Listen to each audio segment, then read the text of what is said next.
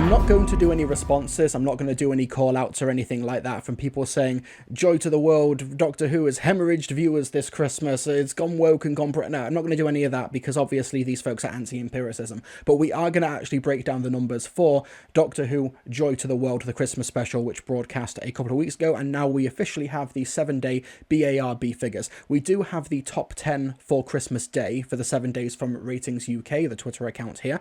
Of course, the number one show of, I think, the year, barring any sporting events, is the finale, the Christmas special of Gavin and Stacey, which got overnight viewing figures of 12.32 million, and over the past week has surged to 19.11 million, eclipsing the previous Christmas special from 2019, which is absolutely astonishing. I thought Wallace and Gromit, which got a final 7-day figure of 16.29 million, which has become the biggest film to be broadcast on British TV of like the 21st century so far. Maybe, like, I've no idea how far the records go back, but that is absolutely insane in terms of viewership. I thought it would do better than Gavin and Stacey because Wallace and Gromit was on earlier in the day. It has the broader appeal for families and kids, and I think more people know about Wallace and Gromit than know about Gavin and Stacey. But no, Gavin and Stacey, the pull there was genuinely just too strong, and it did incredibly well. Call the Midwife comes third with 7.61 million, and then Doctor Who, Joy to the World comes fourth on Christmas Day with 5.91 million, with overnights of 4.11 million. Now, this is down from the previous Christmas special, The Church on Ruby Road. I do have the BARB listing here. If you include the entire week, it was outperformed by Outnumbered, another episode of Call the Midwife, to become 1, 2, 3, 4, 5, 6 for the week. And Church on Ruby Road got 7-day viewing figures, was third for the week, also behind Call the Midwife with 7.48 million, with a viewing figure of 5.911 million. Quick maths, we're dealing with roughly a 1.5 million decrease from last year. I think that the hype, of course, for Joy to the World was not there like it was for The Church on Ruby Road, because obviously you have the debut appearance, sans the regeneration by generation, of a brand new Doctor. We've got the introduction of the new companion. It's the return to Christmas specials as well, and there was that natural draw, whereas I think with Joy to the World, the marketing was a little bit more like, what are we really marketing here? I don't know, put a watch on it.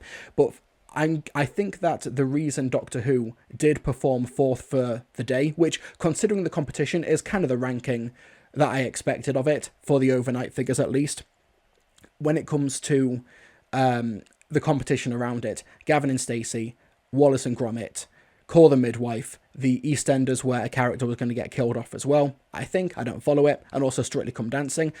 If it did do well, it would have been because of the competition surrounding it. I'm not trying to be a slight on Doctor Who, but if this was not a Christmas Day where you had Wallace and Gromit playing after it, if this was not a day where you also had Gavin and Stacey, or Call the Midwife, a headline-grabbing EastEnders episode, Strictly Come Dancing, it would not have got these figures. But what is very encouraging about these broadly in terms of the viewing figures, everything here sans Coronation Street at the bottom here at number 10, all of this was at BBC One. All of this was the BBC doing incredible work all bloody day for Christmas, and the fact that so many of these shows are also, like, if you go for the full week, you don't get another show on another broadcaster until 15 with the 1% Club. BBC for the entire week dominates the top 14 positions. This is the be-all end-all discussion point. When you listen to somebody talk about viewing figures for a show and they're trying to disparage the show, please actually ask them about competition. Please listen out to see if they talk about what also broadcast that week. Because Doctor Who, I think the number should have been higher. However, it was also in the same week as Beyond Paradise, The Split, Strike, Coronation Street, more Strike, and also, interestingly, Squid Game Series 2 Episode 1, which is indisputably, I think, around the world, the biggest show on the planet, got lower viewership in its 7-day than Doctor Who. Obviously, Squid Game requires a Netflix subscription. It's an older audience.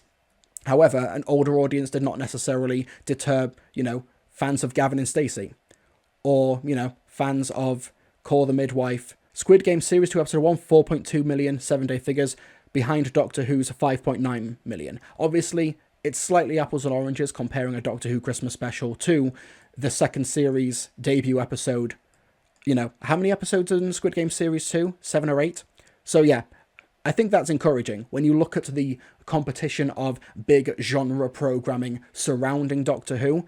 But I was talking with some mates the other day about Doctor Who and its performance within the BBC and whether or not Disney decide to renew the agreement. Obviously, that decision is impending in the coming months. It kind of has to be, especially if they do want a Christmas special to come out for Christmas 2025 or maybe New Year's Day 2026. My prediction is that if they don't get the green light within the next, let's say, 2 months, they'll have The War Between the Land and Sea be sort of the Christmas festive special, maybe on New Year's Day, similar to like Spyfall in 2020. Doctor Who is not like Outnumbered or Gavin and Stacey, where they filmed it in like October, November, and then broadcast it ready for Christmas Day or Boxing Day.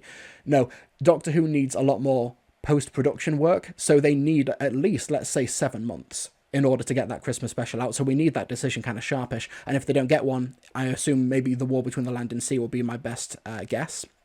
But then when it comes to Doctor Who more broadly, we got this audit recently from the British government, the National Audit Office, breaking down Doctor Who as part of the BBC more generally and more broadly. And a stonking statistic.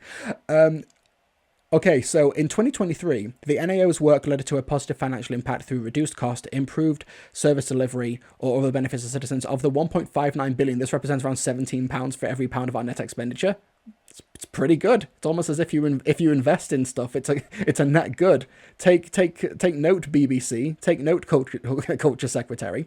So Doctor Who is name checked several times in this audit as in terms of like a global media streaming content studio, etc., etc. In terms of, it's named alongside Bluey in terms of incredibly successful brands and IP that the BBC can use to generate additional revenue through BBC Studios. Once again, it's cited next to Bluey as well, which is its own kind of juggernaut.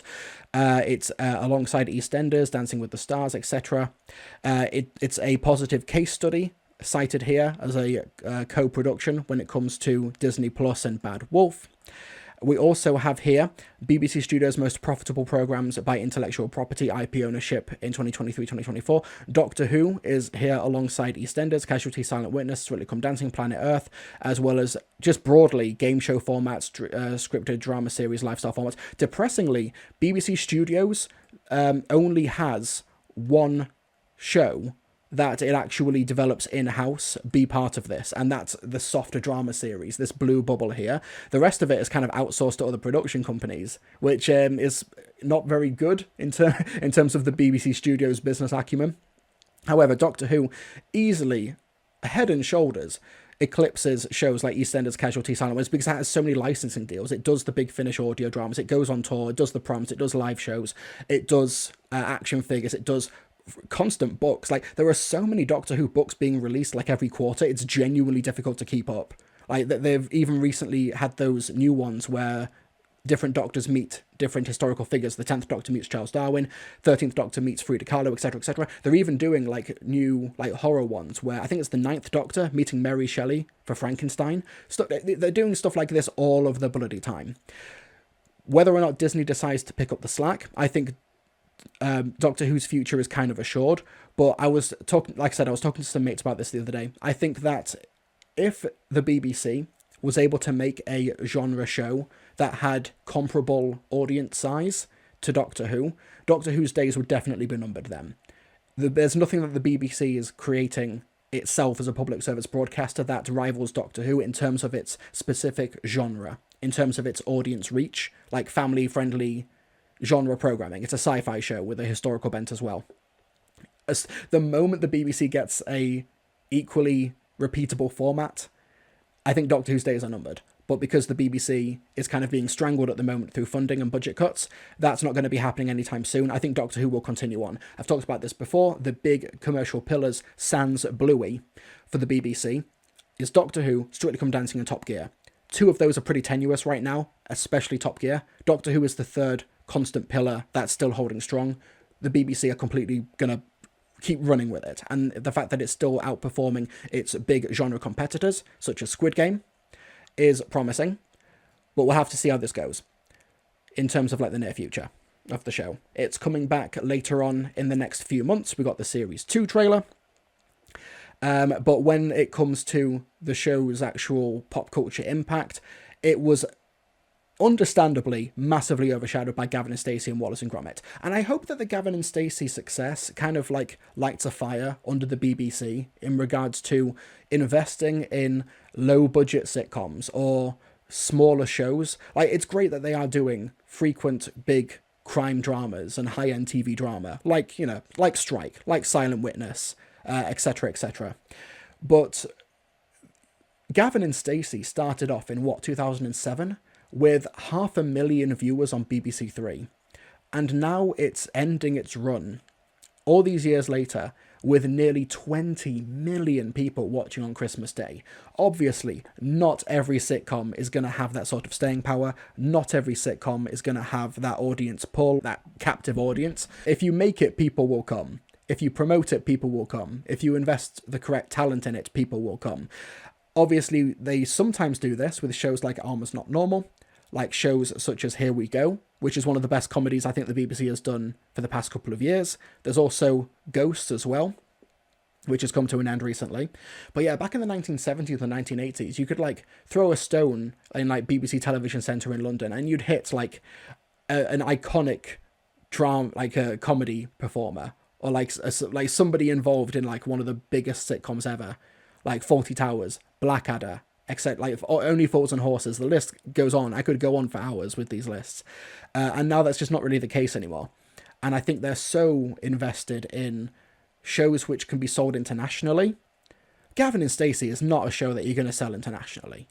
Despite this eclipsing Doctor Who's audience about threefold in the 7-day figures, it is not going to make as much in terms of licensing. It's not going to make much in terms of like profit for BBC Studios. And, you know, obviously that's Gavin and it's not going to. Not every show has to, obviously.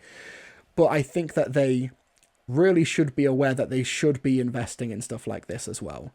They should maybe have a brand new sitcom every 6 weeks broadcasting on BBC One every Friday or something. 6 episodes, low budget sitcoms with brand new talent. Just have it rotating. Make it a familiar part of the TV viewers' schedule. Every Friday night, 7:30 or 8 o'clock, there's a new sitcom. Or a new episode of a new sitcom. And then you know, like a revolving door every 6 weeks, for example. That's kind of my theory for it. But Doctor Who did okay.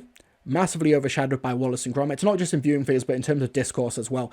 I was saying that for season 1, Shooting Out was first season, every week I'd have text messages and, you know, DMs from people in my social circle, family, friends, asking, like, what did I think? You know, did you want to talk about, you know, can you clarify this thing, or, you know, stuff like that.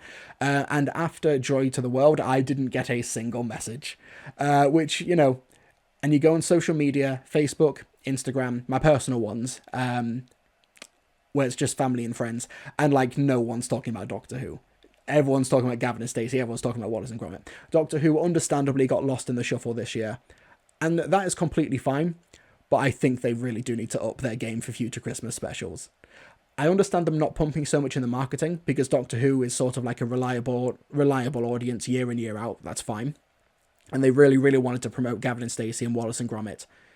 But, yeah, I think that the BBC don't quite know what to do with Doctor Who at the moment, which is why you even get Disney Plus not knowing what the title of the episode is in their marketing. It's strange.